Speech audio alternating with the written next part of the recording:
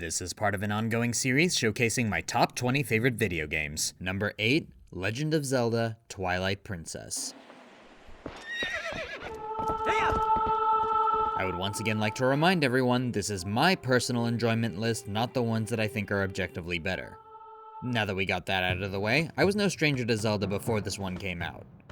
I didn't play too many of the 2D games, but I played the shit out of Ocarina of Time, Majora's Mask, and Wind Waker.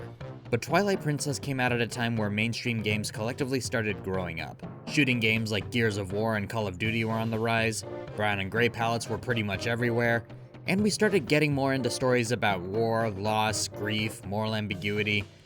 There was kind of this unspoken rule at this point that if a game wanted to be taken seriously, it had to shed anything that looked bright or cartoony. This obviously falls apart when you remember that Majora's Mask tackled some of the darkest themes to ever be showcased in a Nintendo game while still keeping their bright and colorful appearance. But where Majora's Mask did it darker, Twilight Princess did it bigger. And I don't just mean on a physical scale, although yeah, this did have the biggest world map until Breath of the Wild came out, but I also mean on an emotional scale. This game really leans into its melancholic atmosphere. Hell, this is the first line of dialogue in the game.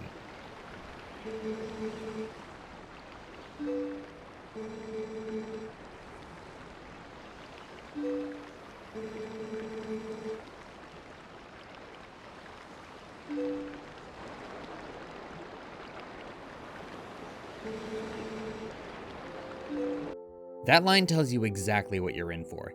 It sets the bittersweet tone you feel throughout every part of the game. The Twilight aesthetic in particular does a lot of heavy lifting on the overall dreariness. This version of Hyrule feels more worn down compared to the others, more uneasy, like there's something wrong but you can't quite put your finger on what. The colors are more muted, the environments feel colder, even the familiar locations carry this sense of dread and decay. But at the same time, there's also sort of a glow to it. It can feel threatening, but it can also feel inviting. The closest thing I think I can compare it to is when you first become an adult in Ocarina of Time. When you exit the Temple of Time and into Castle Town and you see that it's dark, there's monsters everywhere, and everyone we saw before is now gone. That weird sense of isolation where you don't know anyone and you don't know what happened to the people you do know. Imagine that feeling constantly throughout the game.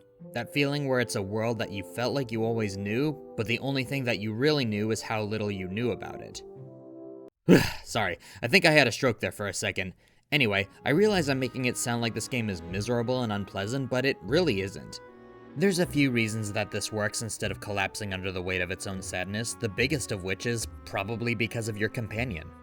Midna just might be the best Zelda companion of all time. From the moment we first meet her, she's completely different from the likes of, say, Navi or Tattle.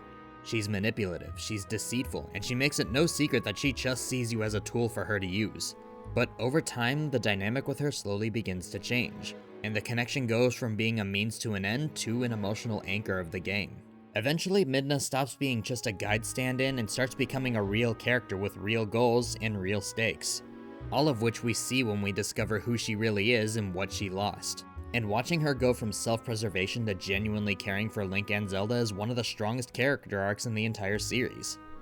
What makes Midna work so well is that she perfectly mirrors the tone of the game. The further you go beneath this exterior of cold and hurt, the more you start to feel the warmth underneath it all. And as she opens up to it, so does the game.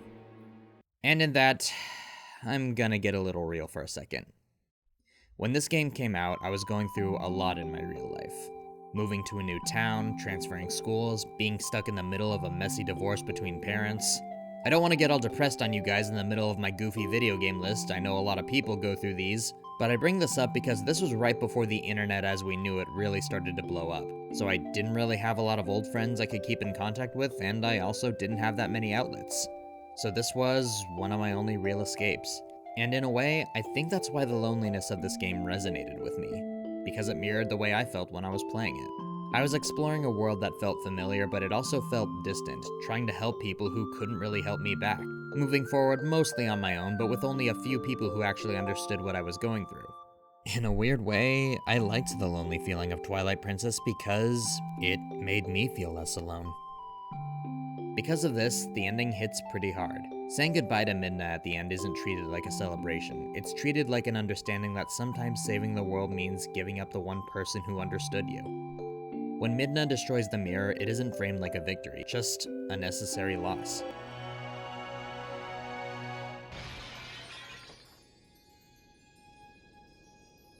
That's why this game stays with me. Not just because it's darker or bigger, but because it understands loneliness, connection, and letting go. And it actually has the courage to follow through on these ideas.